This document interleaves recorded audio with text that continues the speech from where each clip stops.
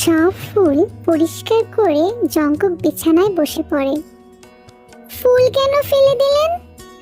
আমি তো ভেবেছিলাম 1 মাস রাখবো এই ফুলগুলো। যখনই রুমে আসবো তখনই ফুলগুলো দেখবো আর বিয়ের কথা মনে করব। কিন্তু আপনি এটা কি করলেন? ফুল তো আর আপনার মাথায় বসেছিল না, তাই না? তাহলে ফেললেন কেন? আমাদের তো আগেই ডিল হয়ে গিয়েছিল আপনার পাশের রুমে জায়গা হবে আমার। তাহলে আমার রুমে এসে মাতব্বারি কেন করছেন? আপনি কি? জঙ্কুক চোখ তুলে তাকায় তের দিকে। ব্যাস, তে চুপসে যায়, মুখে আঙুল দিয়ে ফেলে। বই নিয়ে এসো। চোখ দুটো তার বড় বড় হয়ে যায়, মুখটা গোল করে ফেলে। বই মানে কি? এখন কি পড়তে হবে? তেকে এভাবে তাকিয়ে থাকতে দেখে জঙ্কুক উঠে পড়ে। দরজার আড়াল থেকে ছোট একটা লাঠি বের করে আনে। তে এক লাফ দিয়ে বিছানা থেকে নেমে পড়ে। নিজের লাগেজটা খুলে ঝটপট বই বের করে আবার গিয়ে বিছানায় বসে পড়ে। জঙ্কুকও এসে তের সামনে গোল হয়ে বসে পড়ে। আইসিটি বই বের করতে বলে তেকে। তে বইটি দেয়। জঙ্কুক বইটি বের করে তাকে বোঝাতে থাকে। জঙ্কুক কলম নেড়ে তেকে বোঝাচ্ছে, আর তে গালে হাত দিয়ে জঙ্কুককে দেখছে।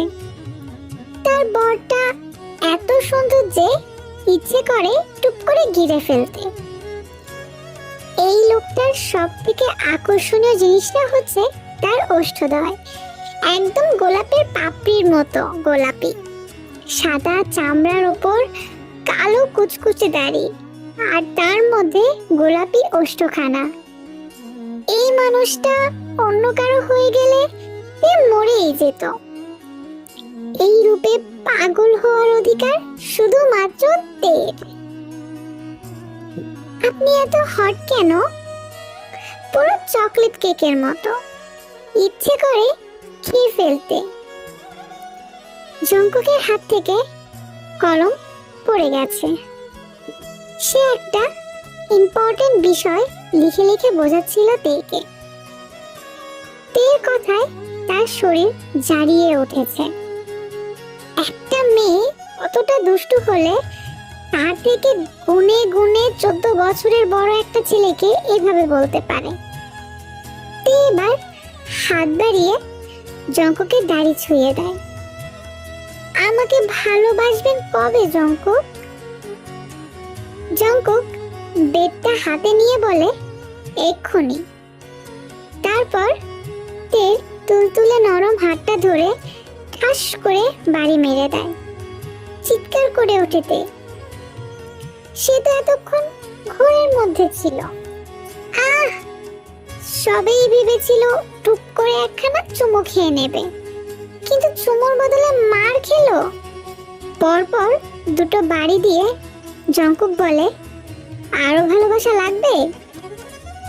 তে এক লাফে উঠে যায়, হাত ধরে কেঁদে ফেলে। বেশ ব্যথা পেয়েছিল সে, লাল হয়ে গেছে হাতটা, খানিকটা ছিলেও গেছে।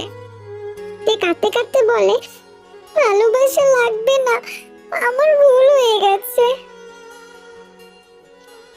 গম্ভীর প্রকৃতির মানুষগুলো প্রতিনিয়ত ভেতর ভেতর ঘুমড়ে মরে। তারা তাদের মনোভাব কারোর সামনে প্রকাশ করতে পারে না। নিজের কষ্ট, ভালো লাগা, খারাপ লাগা কাউকে বোঝাতে পারে না। কাউকে বোঝাতে পারে না বলেই তাদের ভিতরে সারাক্ষণ রক্তক্ষরণ হয়। পাওয়া না পাওয়া হিসেবগুলো একা একাই সমাধান করতে হয়।